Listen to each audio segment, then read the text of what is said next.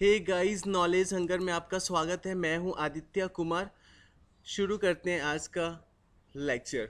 देखो, इस वीडियो में ये हम जानेंगे कि G4 वायरस क्या है।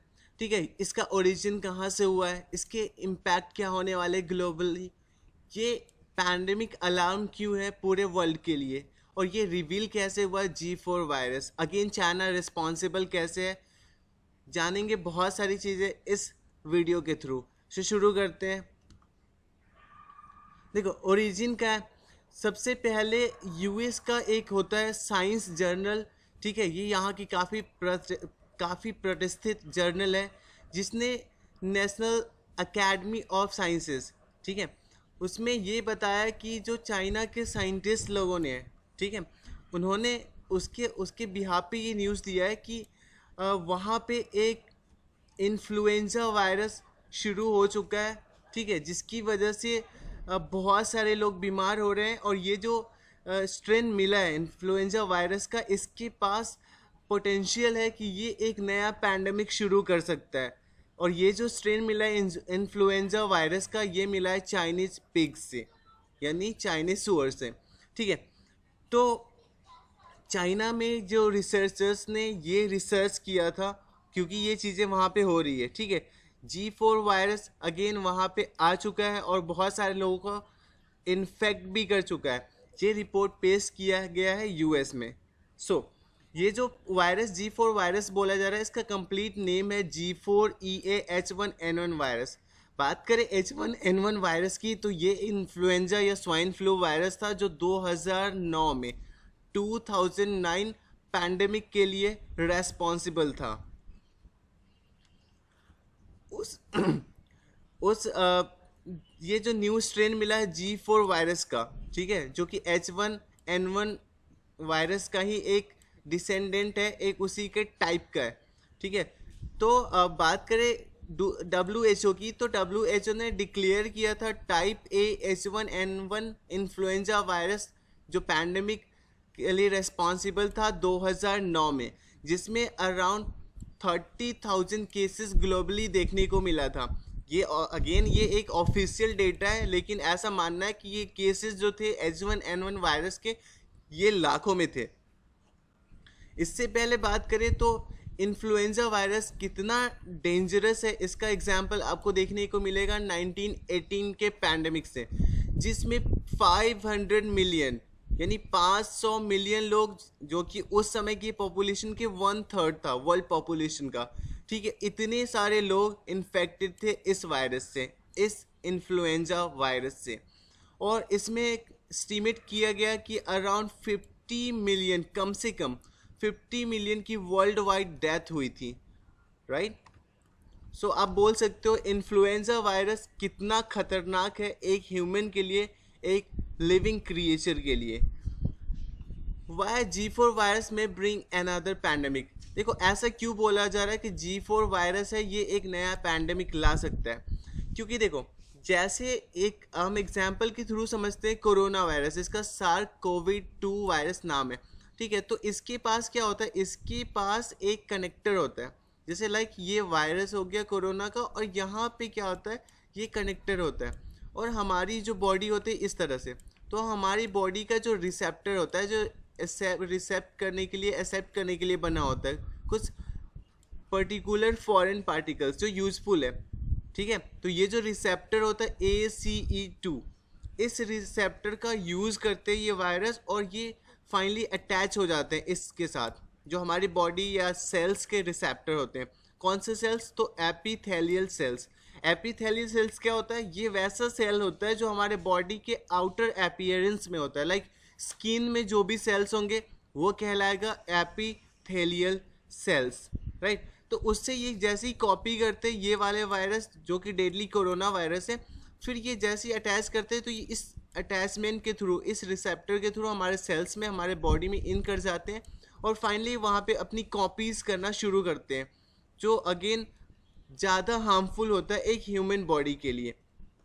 ये सेम नेचर पाया गया है G4 वायरस जब स्टडी की गई, तो कि अगेन इसके पास भी जो बाइंड करने की एबिलिटी है ह्यूमन सेल्स रिसेप्टर से, ये अगेन वैसा ही ये कोरोना वायरस की तरह, लेकिन उससे भी ज़्यादा बाइंडिंग कैपेसिटी है। तो आप कह सकते हो अगर इसको फैलने का मौका मिला, वैसा अभी पॉसिबिलिटी बहुत कम है क्योंकि ऑलरेडी जो लॉकडाउन लगा हुआ है, इंटरनेशनल ट्रैवल बंद है, लेकिन अगर ऐसा सिचुएशन होता तो ये कोरोना वायरस की वजह से जो पैंडेमिक आया उससे कई गुना ज़्यादा खतरनाक हो सकता था ह्यूमन पॉपुलेशन के लिए।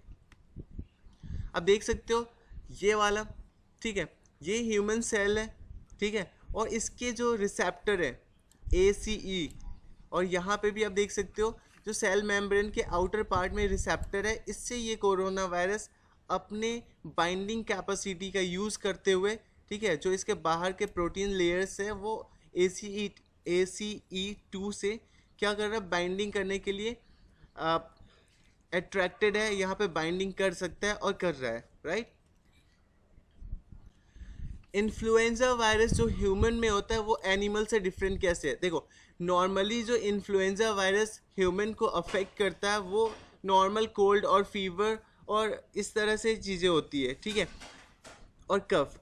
लेकिन जब बात एनिमल्स के इन्फ्लुएंजा वायरस के लिए होती है और वो एनिमल्स का इन्फ्लुएंजा वायरस ह्यूमन के अंदर एंटर करता है, ट्रांसमिट होता है, तो फिर क्या होता है, तब ये काफ़ी डेडली चीज़ें होती, क्योंकि वो जो इन्फ्लुएंजा वायरस बना हुआ होता है, अडेप्टेड होता है, वो एनिमल सेल्स के लिए होता है। जो जैसे ही ह्यूमन सेल्स में एंटर करता है तो वो क्या करता है, वो फिर एंटी रोल प्ले करने लगता है ह्यूमन सेल्स के लिए और ह्यूमन लाइफ के लिए। बात करें इन्फ्लुएंजा वायरस जो कि 2009 में आया था, तो उसके लिए US centres for disease control and prevention CDC ने डिफ़ाइन किया था उस स्वाइन फ्लू को, जो H1N1 इन्फ्लुएंजा वायरस था, स्वाइन फ्लू, उसको डिफ़ाइन किया था।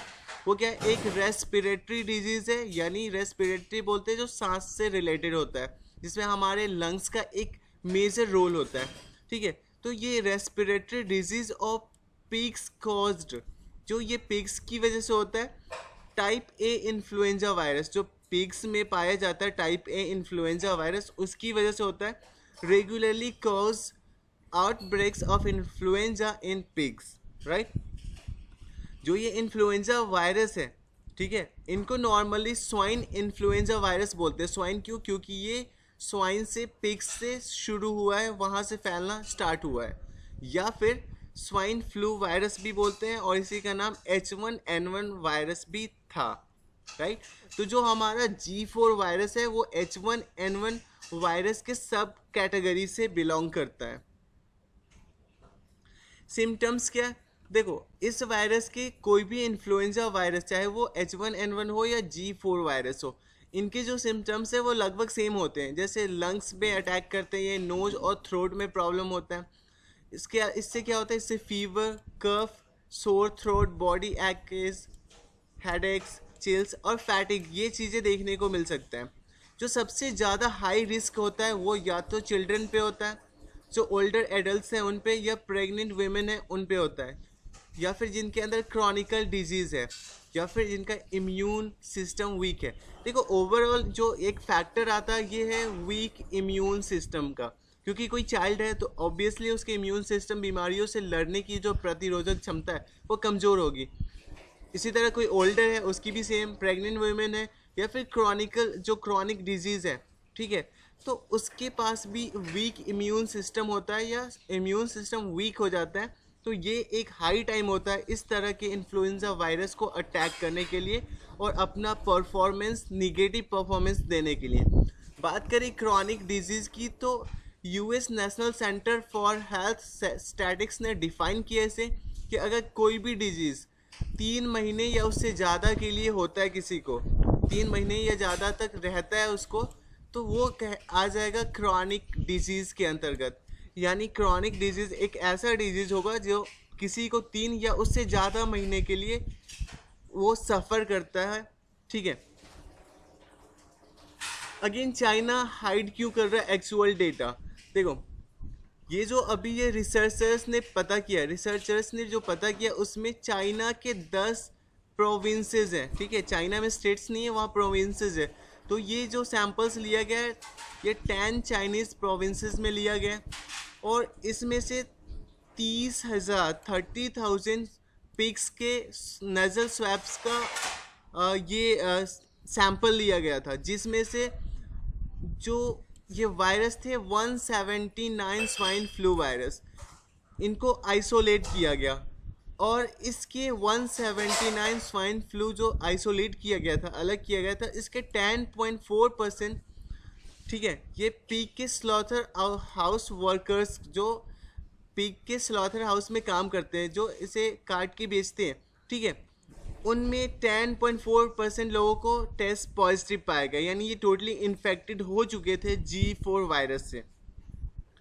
ये जो 179 स्वाइन फ्लू वायरस आइसोलेट किए, इसमें मैक्सिमम जो था वो था G4 वायरस। अगेन चाइना ने इसको डिक्लेयर नहीं किया, ये एक साइंस मैगजीन में यूएस में पब्लिश हुआ है। तो फाइनली अगेन चाइना वही चीज़ें हिस्ट्री दोहरा रहा है जो इसने कोविड-19 के टाइम में किया था, राइट। इसके प्रिवेंशन क्या हो सकते हैं?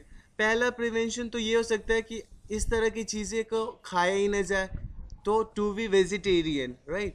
इसके अलावा do yoga and exercise, boost your immune system and you can use antiviral drugs and vaccines. लेकिन अगेन एक क्वेश्चन ये आता है कि एंटीवायरल ड्रग्स और वैक्सीन उस पर्टिकुलर वायरस के लिए कहाँ से आएगा इतनी जल्दी, क्योंकि एक एंटीवायरल ड्रग या वैक्सीन डेवलप होने में 6 महीने, साल भर या फिर उससे भी ज़्यादा लग जाता है।